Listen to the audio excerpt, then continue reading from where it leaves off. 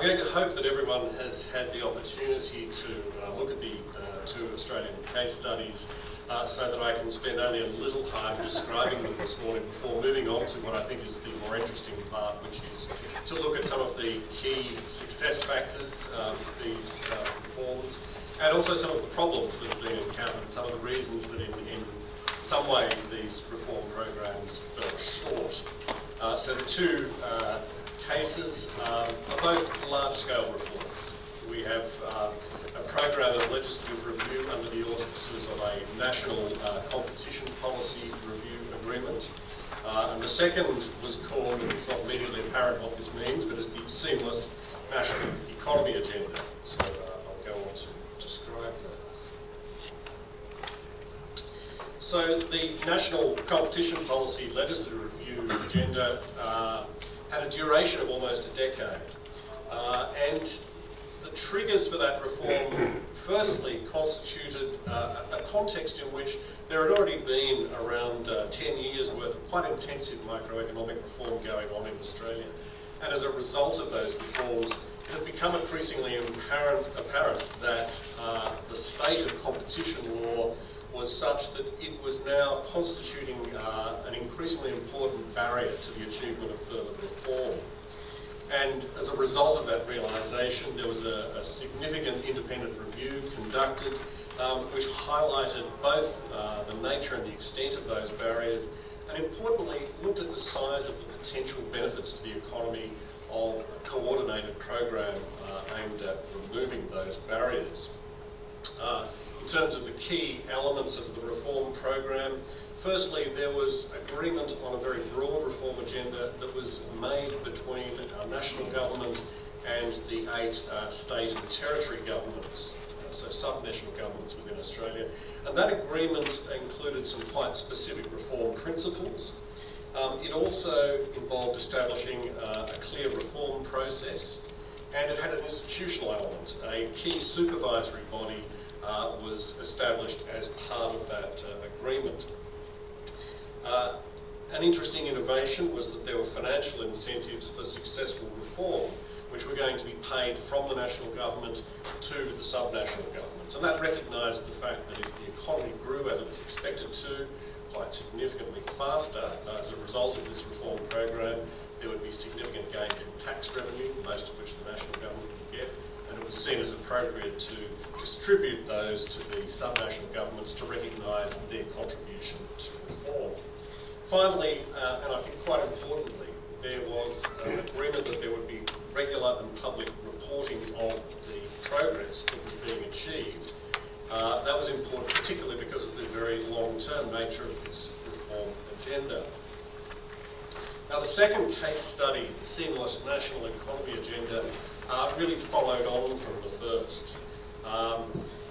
While the legislative review program under NCP was seen as generally very successful, there was a recognition that it had made a limited difference in certain areas, and that there was certainly much to be gained from continuing a reform program that, I guess, carried on that logic. One issue that had increasingly become apparent was that one source of limitations on competition across Australia was federalist issues. It wasn't so much that legislation after this reform program still contained substantial limits on competition per se, but the simple fact of regulatory differences between jurisdictions was a source of significant limits on competition in some cases. We'd also had the OECD conducting a regulatory review, a regulatory reform review of Australia during that period, and one of their key recommendations had been that the Australian government should adopt a more systematic approach to regulatory reform. And so the adoption of this Seamless National Economy Agenda was part of the response to those OECD recommendations.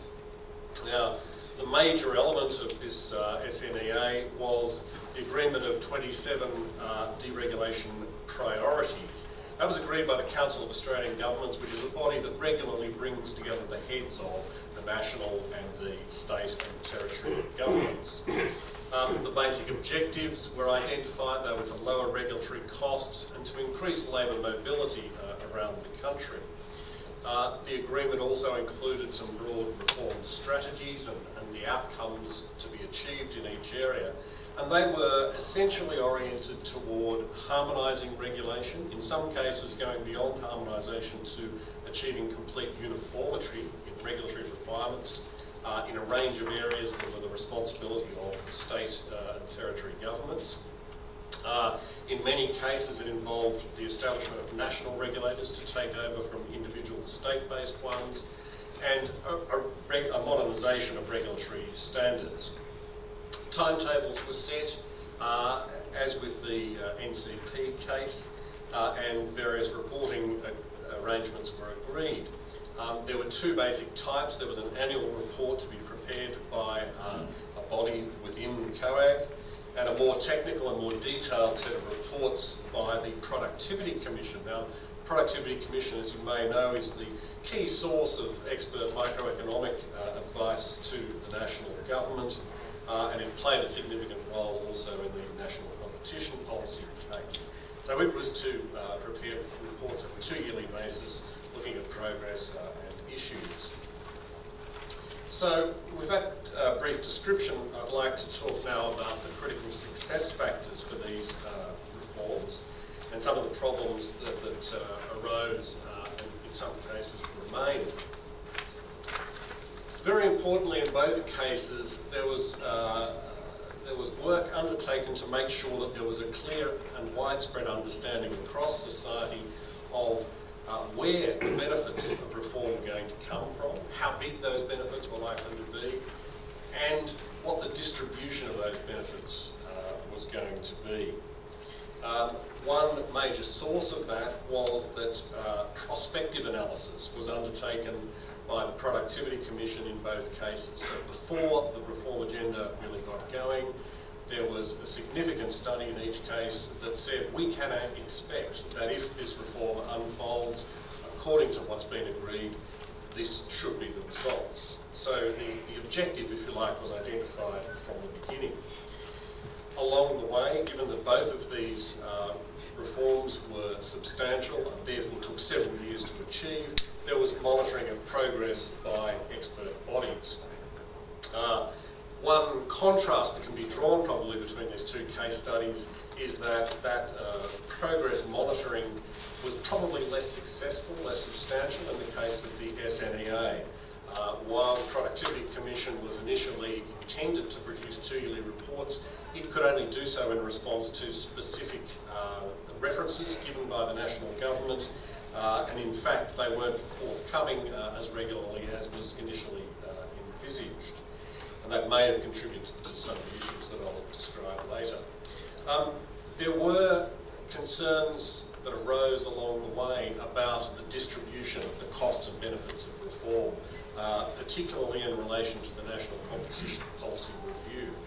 And it was important that these were able to be addressed during the course of the reform program.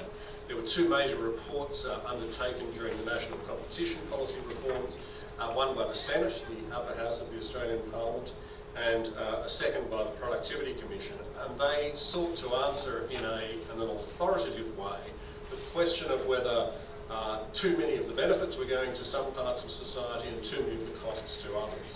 There were particular concerns that some regions may be bearing a lot of the costs of reform of certain industries. There were also concerns that lower income groups may have been unduly disadvantaged. What these reports were able to show was that that was not the case, and that the benefits of reform were in fact being rather broadly spread. It's probably worth also noting that while this understanding was informed the general view of how we should respond, nonetheless there was some allowance made in the design of the reform program for compensation arrangements to be implemented in circumstances where particular groups were found to have suffered unduly in terms of a high level of costs. Another important factor was that there was a high level of political commitment. As I mentioned earlier, all of our governments at national and sub-national level were parties to this agreement to pursue these reforms. Importantly, both sides of politics, we have broadly a two-party system in Australia, and both of those major party groupings were in support of the reforms. And so that meant when, as inevitably happens, you have a change of government in one or another of those jurisdictions, it didn't cause major problems in terms of being able to maintain the reforms over time.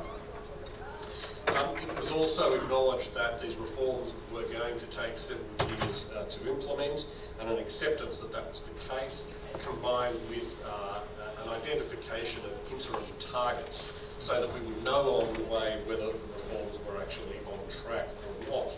Now that said, the national competition policy reforms were originally intended to be completed in 4 years. It actually took almost 10 before that program was declared complete. But there was a sense of momentum maintained along the way. And I think ultimately the willingness to extend the reform program was a significant positive in terms of the outcomes achieved. And we can perhaps draw a contrast with the second of these cases, where the initial timing was probably unrealistic in many cases, particularly including some of the milestones that were established. And there was arguably a lack of flexibility in recognising that as time went on, and a lack of willingness to say, well, no, in order to get the reforms right, we need further analysis, further negotiation, we need to take more time, and that may have led to some not entirely successful outcomes, I think, in some areas. Another key factor is that we had a sound institutional architecture. Importantly, that involved establishing what was called the National Competition Council. That was an intergovernmental body. It was co-owned by the state and the federal governments, and it was established at the outset of the NCP reforms. And it had both authority given to it under the terms of the agreement and expertise to make sure that it could acquit its responsibilities effectively. We had a good combination of responsibilities, good allocation of the various responsibilities for reform. So if we look at the first case, the National Competition Policy, these reviews were largely managed by the ministries that were responsible for the regulation in question, but they were subject to central oversight. So similarly to a good regulatory impact assessment system, we had that allocation of responsibility between line agencies and a central oversight body. To some extent, you can draw a contrast with the Seamless National Economy agenda, where there were problems due to an overly centralised approach, both in terms of the setting of the agenda and some of the reform goals. So we had the centre of government deciding what areas we would pursue national harmonisation and uniformity in, and in some cases there were areas where regulators in those fields had joined together collectively, considered the issues and decided that in fact on benefit cost grounds these were not high priorities and in fact maybe even elevated costs. So that lack of balance between the central agencies and the regulating ministries arguably caused problems in terms of the identification of priorities and therefore the outcomes in that latter case. It was important that we had some explicit and quite detailed process standards. In that National Competition Policy case, something called the guiding legislative principle, which was quite simple. It said that legislation should not contain restrictions on competition unless two tests were met. The first was, from the point of view of society as a whole, benefits had to exceed the costs.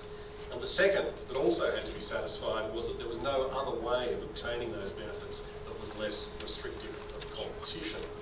So that was an important process standard in itself.